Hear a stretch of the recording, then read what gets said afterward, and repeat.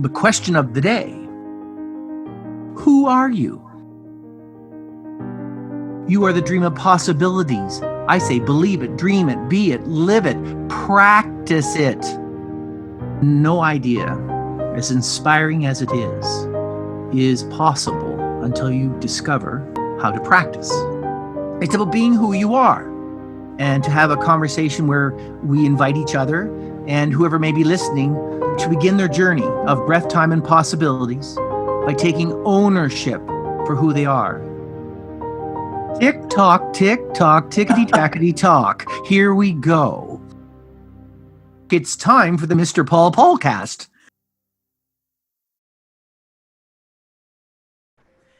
And indeed, here we are. It is time for the Mr.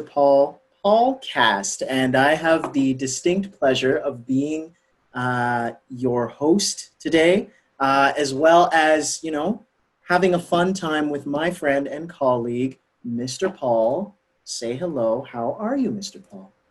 Well, Douglas, it's great to be here as always, and thank you for being you. And as always, whether I'm joyfully sad or sadly joyful, I know that I am awesome, that I'm worthy to be who I am, just because I breathe.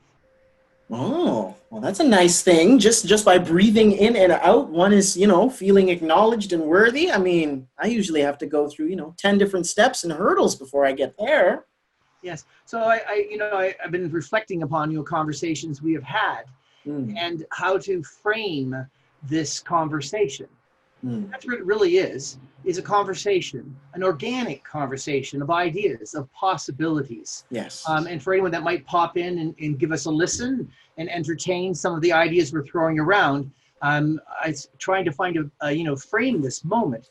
And so I decided that, as you well know, I wrote a little book called the Tickety-Tackety Book of Possibilities. Yes, right? yes. And then become the champion of mindful choices. And as I look around, and as a teacher of over 40 years, in the genre of music, in choirs and workshops and festivals and inspirational talks, and doing my best to inspire people to take time to mindfully practice what they believe. And as I watch social media and, read and listen, mindfully listen, what I'm hearing are some incredible ideas. Lots of beautiful thoughts and ideas thrown out there. And of course, an idea or a thought is nothing until mindfully practiced. This is true.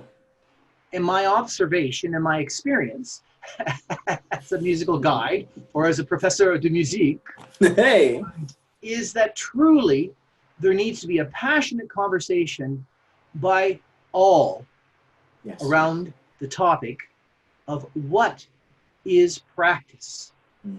And that's what's inspired me to enter into a forum that I'm not the biggest fan of, personally, because I believe in the tickety-tackety human physical contact, all this business of the energy being present with the person. Yes. And I understand, the world we live right now with the adventure of the virus. Physical distancing. And masks, all the being responsible and caring for yourself and doing a gesture of kindness, acknowledging everyone else by putting a mask on. Yes. This is, a simple thing. It's an acknowledgement of others.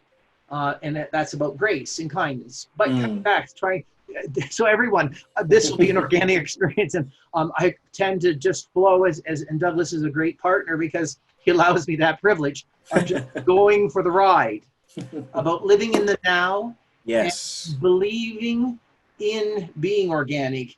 And so with that being said, stopping again. And so as I glanced in the book, I decided that I would throw this out as my rider at the very beginning before I let myself go. And who knows what might come forth today from the heart and the mind and the imagination. Indeed. And at the beginning of the book, I said that if you have a tickety-tackety urge to agree or disagree with an idea, a thought, or a possibility expressed in this podcast, I invite you to look in the mirror, to breathe in, breathe out, and give yourself permission to ask one question. What do you believe that results in this itch, in this urge to agree or disagree? So with that being said, I've said this many times, you've heard me say this, we don't have to agree or disagree to offer each other grace.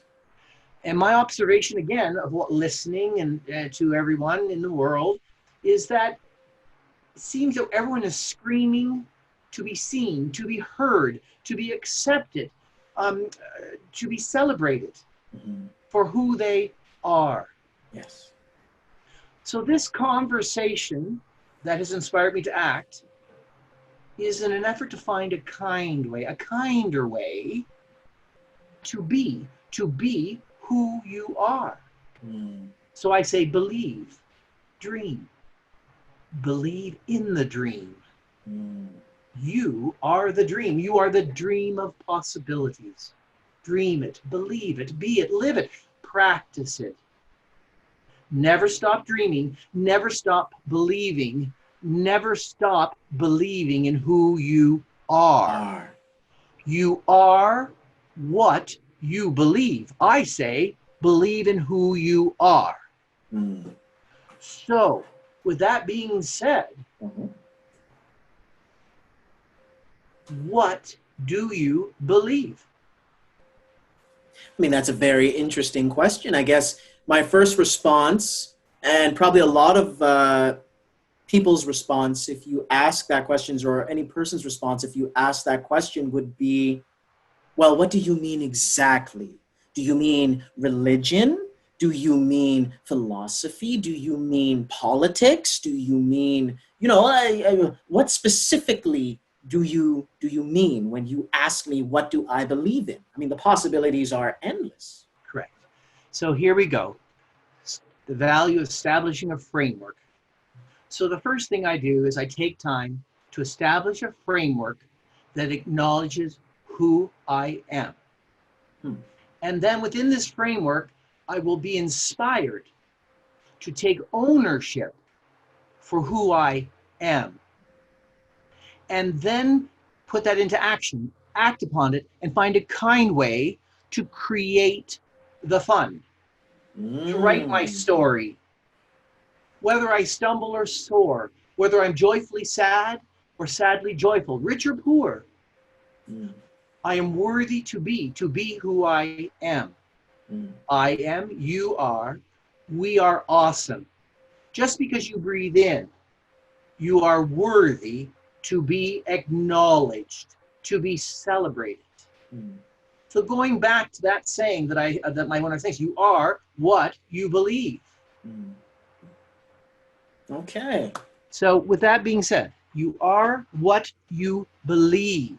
So dare I say, until you make a mindful choice what you believe, I'll take a deep breath again. I got to slow down. There's a path, I guess. We'll work our way through. Don't be afraid to send me a question when you see my email or at the end of this conversation.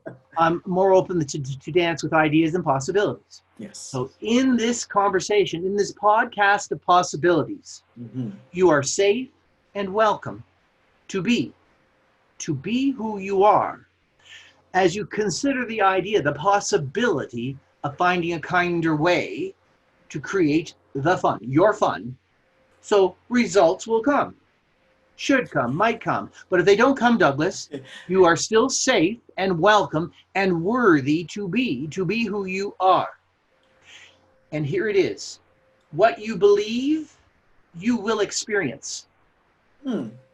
What you experience, you are practicing. And what you practice will become your reality. And eventually, you will say, it is your truth. Because you've experienced it, you've lived it. Right.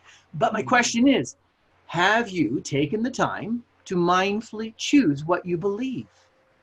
So I'm going to throw it out there. A baby's born. I'm going to say a baby's born perfect. No beliefs, no expectations, no assumptions. It accepts itself as it is. It accepts everything around it. adults, parents, grandparents, Mm. right? How long does it take us as adults to believe it's necessary for us to improve upon perfection? Don't do that. Don't do that. Yeah. Stop that. Do it this way. Do it that way. You're right. It doesn't take very long. As soon as you walk into a room, even in preparation for this podcast, for instance, with the lighting and microphone and sounds and everything already, it's like, is this the best? Is this the best angle? Is this? Do I need to get higher, lower? Yeah. Yeah. And so I come back Mm. to you are what you believe. There is only one thing I believe. That you, I, we are worthy to be who we are just because we breathe in and out. That is the privilege. That is what you are. You are breath. Because you breathe, you experience time. And because of time, the thing that we label or identify as time, you have the privilege of choice. Now, as I get into the topic of practice, what is practice? It's about taking ownership of who you are, where you are in your journey of time, and then making a mindful choice of what or how you're going to physically act. So I come back, and here's the disconnect for me, is that everyone, well, I shouldn't say everyone, it appears that we're very actively involved in a conversation about what is happening outside in the external world. Yes. My conversation is about each of us taking ownership for our relationship and the conversations we're having with ourselves. So is this why you stress so much acknowledging oneself to begin with? Right. The practice of being who you are. Yes. Stop being a victim and start being a champion. Oh, that's interesting. So what happens is if you don't take time to acknowledge who you are, then you'll assess yourself by what you do, for what you achieve and produce. But everything that you experience, create, is a byproduct of who you are. So if you haven't taken the time to mindfully take ownership of who you are, you're going to quickly fall into the noise. I sometimes say an unhealthy conversation with yourself regarding everything out in the world. And the sad part for me is that, of course, we praise each other, lift each other up for what we do, for what we say, for what we achieve. And when you suddenly stumble and don't live up to the expectations and assumptions of family, of institutions of education, et cetera, suddenly it becomes personal. You could do better. You could work harder. I don't even believe, how could you do that? You're the last person in the world that I thought would do that. This is true. And we do it all the time. So I'm asking, my first step I'm asking people to consider in practicing is first to take ownership of acknowledging who you are. The practice of being who you are is the first step in preparing yourself for the activity of practicing an activity or getting involved in an activity. Now, I like people to talk about who they are within the activity that they're exploring. Not to be defined by the activity itself. Correct. Everyone talks about, I play hockey, I do yoga, I do meditation, I do this. But for me, the disconnect is I don't hear them talking about who they are and how they're acknowledging themselves within the activity. So it is not the fact that you do yoga and therefore you're a yoga person. You are a person before you decide to do yoga or just before you decide to do any external activity. And who you are as a person should come out through the activity that you're doing, not the activity dictating who you are. Correct. Yes. So the challenge for everyone is that it's quite funny. They'll say they ran out of time or they write this kind of stuff. Well, you can't run out of time. There's never enough time. Well, guess what, everyone? There's not more or less. It just is 60 minutes in an hour, right? Etc. So again, that is not true. But because you say it, you are practicing. Thus, And what that you practice, you will become, and what you become, you will believe is And the what you reality, believe. is the truth. And this is what you then experience because you have planted that seed. You now experience everything as there's never enough time. There's not enough time. I can't do this or I can't do that or it's not my fault. The time just came so quickly. So thus, stop becoming the victim of supposedly running out of time, Time. and start being the champion of making a mindful choice, how you will acknowledge yourself within the journey of time, which I really want to get profound, really is a journey of breath. Okay. Yes, you mentioned this earlier. You touched on it. You mentioned that everything begins with that inhale, that exhale, that initial breath, and from there, everything continues. So expound upon that. Now you're tying in time and breath. Expound upon that. I'm curious now. Well, You've piqued my interest. I'll phrase it this way. I had a student that one day said to me, Mr. Paul, you know, people assume they get another breath. Wow. I went, wow. Yeah. Right? Yeah. That from a student, that is profound. Yeah. And think about all the noise in your life. Mm-hmm. It's about the past and the future, Mm-hmm. and the fear of dying, Mm-hmm. the fear of getting sick. Mm-hmm. Mm-hmm. We're seeing that right now. Yeah. The unknown, right? The real unknown. But in reality, nothing has changed because you only get one breath at a time. Yes. And thus I say, do you mindfully acknowledge the privilege of that breath? Because that's all you get. And then you have the privilege that each breath is a breath of possibilities. That you make a mindful choice within that breath too. And I assure you, if everyone slowed down, and you would slow down,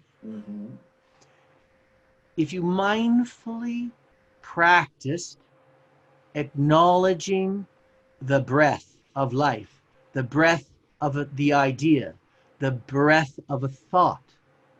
The thought doesn't create the breath. The breath gave you the privilege of you are who you are, worthy you are, worthy to be who you are. Who are you? You are what you believe. What are you? Breath. And because you breathe, you have possibilities. And if you do not make a mindful choice, and this is again, all these things I'm talking about require you to mindfully practice.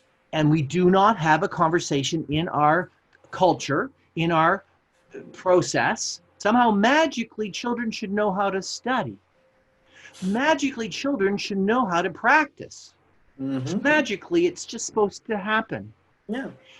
Now, remember, some people organically come to these things more naturally, or just their DNA, just right.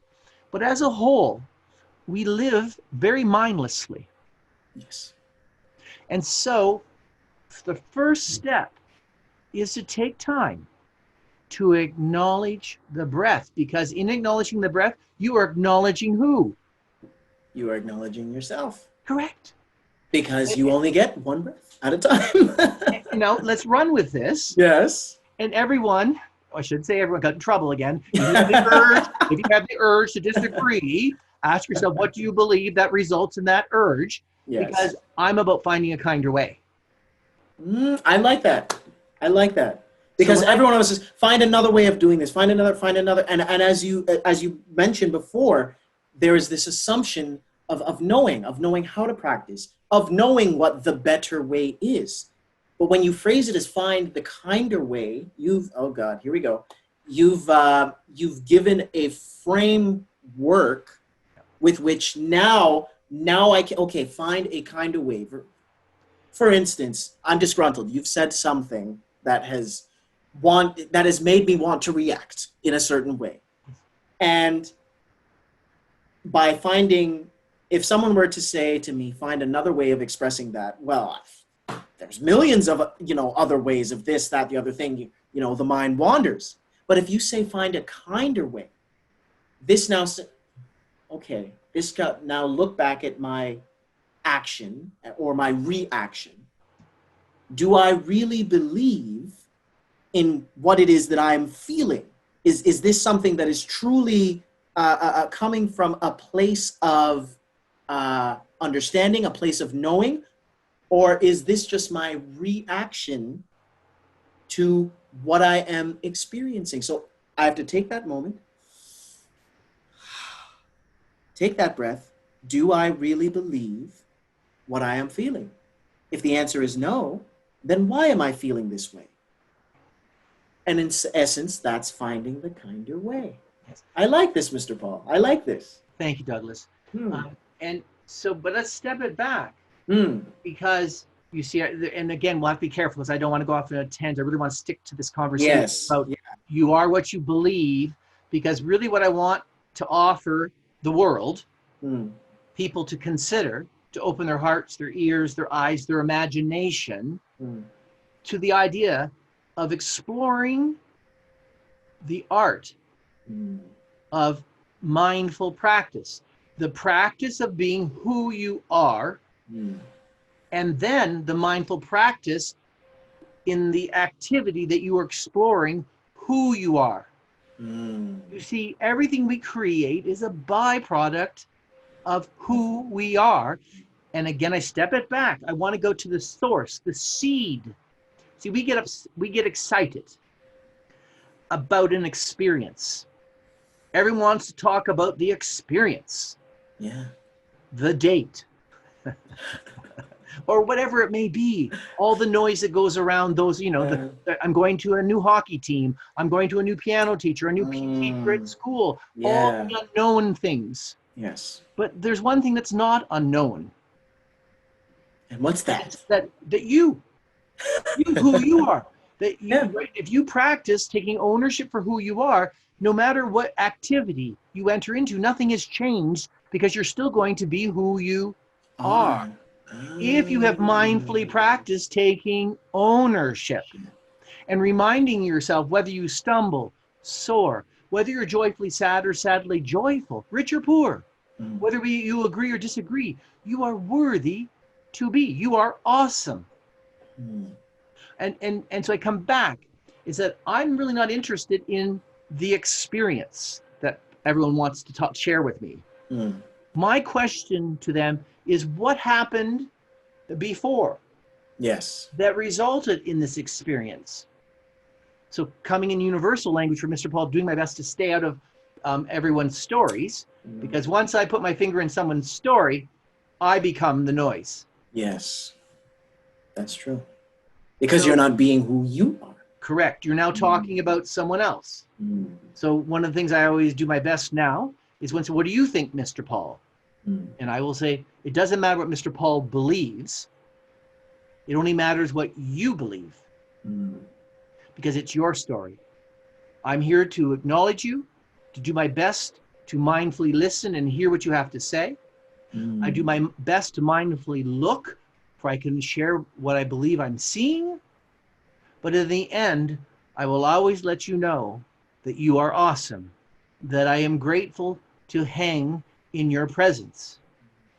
The question is, what do we do as a community, as families, as individuals, to take ownership for who we are and mindfully practice the practice of being, of just being, before we get into the noise of sports, activities, school, et cetera, et cetera, et cetera. So I'm not interested in all that stuff, because that will all evolve and change if each of us begins to take ownership for who we are. Ready? And I guess I said this. I didn't guess. I believe.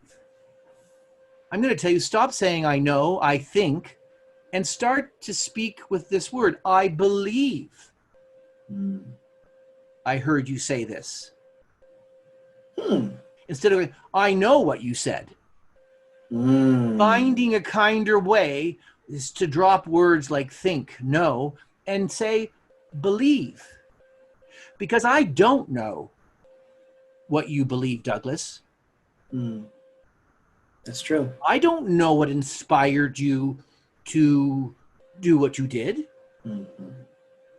So one of my big sayings, or monster sayings, my good friend back here, the practice monster. I was wondering who that green fellow was there. He looks like a distant cousin of the Grouch And on maybe, Sesame Street. well, maybe we'll talk about this, right?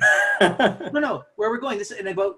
See, we could talk forever about trying to get us to take ownership for what we Are, yeah. And what are we? We are what we Believe. believe, and what we believe we will experience. Yes. Stop being the victim of your experiences, Mm. of what you believe. And dare I say, I'll rephrase it, stop being the victim of mindlessness Yes. and start being the champion of your story, of writing your story through making mindful choices about what you believe, and then putting it into practice, mindfully practicing what you believe. And here's my one rider. If what you believe inspires you to dream, to reach for the stars, to take the time to do your best to find a kind way to create your fun, then I say own that belief and practice it of each breath. Every breath, moment by moment, doing your best to own that belief and to practice it. Because whatever you say, whatever you do, you are practicing, you are becoming. So I say to someone, did you mindfully choose to say what you just said? Or was it a reaction? That's a big one. It's true, because there are a lot of reactions. Someone posts a comment on, your social media network platform of choice. And you can open the channel and the list of reactions immediate, from emojis to one-liners to some whole paragraphs of, just reactions. But very rarely will you go in and find mindful words or mindful things, or someone even asking the question, as you mentioned before, the simple thing, did you really mean to say that? Or was that a mindful choice on your part? Or I'll phrase it this week. The only story that you are responsible for is yours. Yes. So in responding to a story, do you express what you have to say through the I, or do you talk about what the other person said? You see, our skill, right, of how we communicate only leads to the chaos and unkindness. But you see, again, you could say anything to me where I am now, because I accept myself for who I am. I do my best. I stumble. I soar. But whether I'm happy or sad, you see, again, there's lots of conversation about be positive. Yes. But of course, the other yin yang is that there are people that truly are sad. Yes. My message isn't about being happy or sad. It's about taking ownership for who I am within my sadness, within my happiness. And I'm going to share that insight, discovery, awakening, appreciation, a deeper, more intimate appreciation of what you're experiencing, perhaps what you're looking for, will be revealed by taking ownership for who you are within the activities you participate in. This is your story. This is your dream. Believe, dream. Believe in the dream. Take the time to find a kind way. Breathe in, smile. You're alive. Stop making the assumption that you get another breath. Yes. We should Truly. never be shocked. Never be shocked when someone dies. So of course, I find that conversation interesting. But again, it's part of our culture. Mm-hmm. So I'm going to tell you that you should never go to bed having not acknowledged someone that you care about. Yeah, that's true. So That's people true. that are not actively involved in my life, it's irrelevant whether I'm alive or dead. Mm-hmm. So what does it matter? This moment right now, what I'm doing right now is my death message. Yeah. So when I'm dead, move on. I want people to move on and continue celebrating who they are and doing the best to take ownership for who they are. So we're not going to get into that conversation, but but no, it is interesting that you mentioned that, because the quick point that I was going to drop in was because you mentioned to take the time to acknowledge someone that you love and care about. But in this message too, that includes yourself. If you truly love and care about yourself, you should acknowledge oneself as well. Okay. Acknowledge that you made it through the day, that you are here, that you are alive, that you are awesome just because you have taken a breath in and out, and oh my goodness, you're still here. Thank you, Douglas. So here it's this simple, but this challenging. Yeah, you're right. I used to say I had problems. Then I realized I didn't have problems. I had challenges. Then I realized I didn't have challenges. I had possibilities. Then I realized, no, I've got possibilities. I've got opportunities. And each of those chains of words that I used, from problems, challenges, possibilities, opportunities, are filtered through what I believed. Yes. So I had an experience and I believed this was a problem. And now your whole conversation of how you react or respond, how you interpret who you are and everything. Or if I change it to, I find this experience was a challenge. I believe it was a challenge. I now interpret this experience through that belief, whatever that is for each of us. And then so on and so on. You are what you believe. And now you've touched on something beautiful. You've given me a bookend, because we were talking about death, what I call the death breath. Yes. Breath of life. The only two things that only two things that we share, that both of us took the breath of life, and both of us will take a death breath. Everything in between those two breaths is interpreted through what you believe. It's personal. It's your story, not mine. And this is the assumption where we are getting to. Now you got me all going all over the place. Stop making assumptions. Start asking questions. Gang, if you were listening, we sort of started talking about this like back earlier. But next podcast. Stop making assumptions. Start asking questions, because every word, everything you say is interpreted through your belief system, what you believe. Yes. Your beliefs were developed through family. Your family framework and my family framework, I assure the nuance of beliefs, though there might be common conversations, it's going to be interpreted because of our cultural backgrounds. Yes. It's going to be interpreted through our institutions of religion, institutions of government, institutions of education. If you go to a Catholic school, if you go to a public school, if you go to a Christian university or place of study, whatever the case may be, Yes, you're right. So again, I don't care, but I'm just trying to get back. My conversation isn't about the institutions. It's about beliefs. Yes. See, I don't care what you do, Douglas. Whether you stumble or soar. But I am asking you to take ownership for who you are. So people get excited when I say I don't believe in right or wrong, good or bad. Ooh, yay, I can do it. Parents, quite often parents give me that look in workshops. Because again, you see, I believe in being inclusive. At my workshops, I do my best to, is that I invite parents, students, or children and teachers into the same room.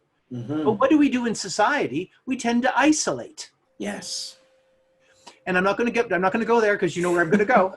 So I step back because I'm interested in the seeds. So I come back. You are what you believe. Everything you experience is interpreted through the lens of beliefs.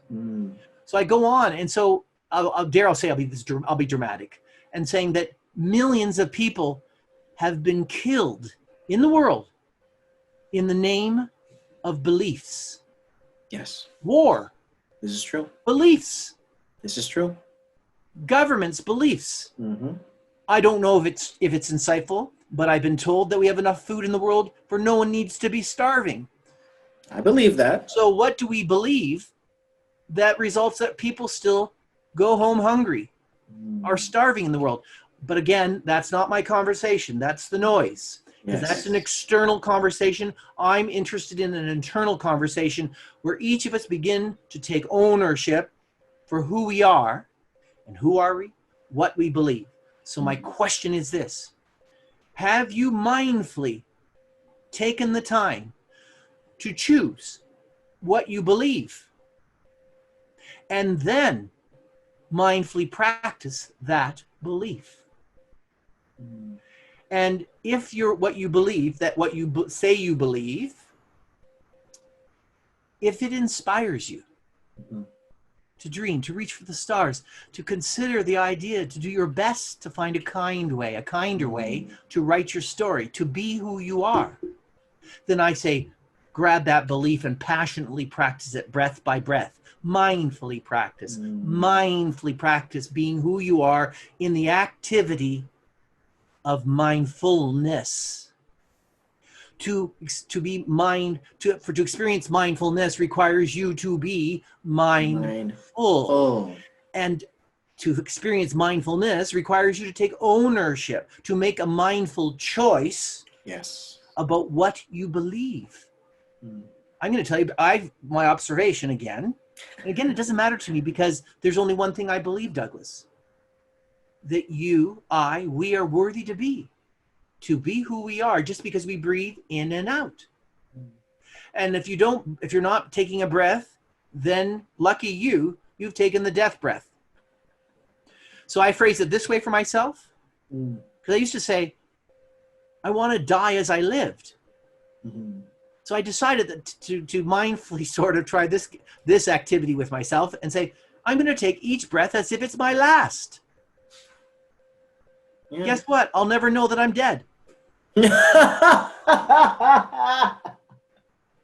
Because my last breath will be taken with the curiosity, the sense of adventure, with the idea of finding a kind way to take that moment of that transition of wherever you believe you might be going at that moment. So I come back because I believe it's probably time we've taken them on a sort of a crazy organic journey. But next time, let's talk about stop making assumptions, start asking questions, because that little monster model, Mr. Paul and the practice monster, throwing that out to my students and friends, is a huge one that impacts, again, everything. Until you ask a question, you're making an assumption. And I'm not going to share any more because I enjoy this conversation. It's a really exciting one. I have a great story about a set of parents and a 10-year-old child, and just watching the whole thing evolve as I asked questions. All right. Giving us a little tidbit and leaving a little cliffhanger. Yes. So not my concern. I sit here and talk with you, Douglas. And again, thank you for being you and hanging with me and inspiring me to put this out there. Because I do my best where I am now, that there's nothing that I want or need. I don't need to do this, and I really don't want to do this. But my heart has become clear, I guess maybe sitting more still as I watch social media, as I listen to people say where their thoughts are and ideas, and I see beautiful, inspirational thoughts. But I start to chuckle because a huge assumption, and maybe there is an assumption, maybe there is no intention other than throwing that out into the virtual space, and what will be will be. But if we are to evolve, if we are to find grace and compassion, then it's going to require each of us to take ownership for who we are, for what we believe, and then mindfully practice. And I'm about the conversation about mindful practice. So mindful practice is twofold for Mr. Paul. The first thing is to take time to acknowledge who you are. And the one thing I believe is that you're worthy to be who you are. And this conversation or that idea is not possible to practice mindfully unless I have a privilege of another breath. You so brilliantly and insightfully and passionately took the conversation regarding the final breath at nighttime before you go to bed and talked about that. I want to talk about the waking breath, the first breath of the day. Each of you can ask yourself, what's the first thing you do? What's the first thing that runs through your mind? Oh my goodness. Before or after the alarm clock goes off, you know? No. And I'm going to share, and again, we can go down the list. I got to get coffee. I got to get ready. I got my list to go through. I got to prepare for work. I got to get the kids ready. I'm going to suggest to everyone to take a moment, breathe in, smile, and acknowledge the privilege of being alive. And then I take it a step further, because within that breath, that waking breath, I can externalize this idea. You are who you are. Worthy. You are worthy to be who you are. Breathe in, smile. And as you smile, I am who I am, worthy to be who I am. I am now beginning the art, the experience of creating a framework of lovingly entrapping myself into the experience of mindful practice.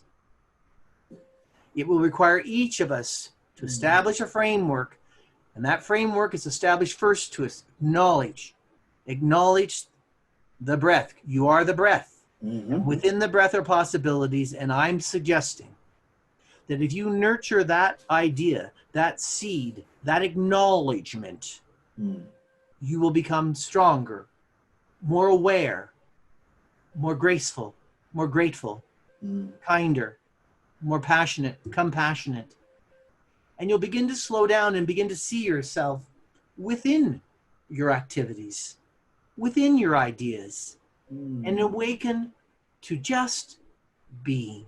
As I said when we began, all I hear is people screaming to be seen, to be heard, to be accepted, to be celebrated. And I'm going to say, you are loved and celebrated for who you are. You deserve to be loved and celebrated for who you are. In fact, you are loved and celebrated for who you are. The only person that stands in your way of that experience is yourself. So everyone, take ownership of who you are. Take ownership of the waking breath. I will, of course, encourage you eventually to own each breath. There's your exercise. You will stumble. You will forget to acknowledge the breath. You'll get excited. But I'm going to tell you, as you start to acknowledge that breath, which really is acknowledging who you are, you will discover what that will offer you. I'm not going to tell you. It's something that only you, as you take the time to mindfully practice acknowledging the breath, who you are. And if you wish, breathe in, smile, I'm alive. Breathe in, smile, you are who you are, worthy to be who you are. You are what you believe. I encourage the idea, and I say passionately, believe. Believe in who you are. Douglas, as always, beautiful end. Thank you for being you. Gracias por ser tú. Merci d'être vous. Thank you, Mr. Paul, for you being you. And so we'll look forward to next week talking about, More possibilities. yes, stop making assumptions, start asking questions. Yes. All right, Mr. Paul. Thank you so much, and Pleasure. take care to our viewer audience. Until next time, Just be. just be.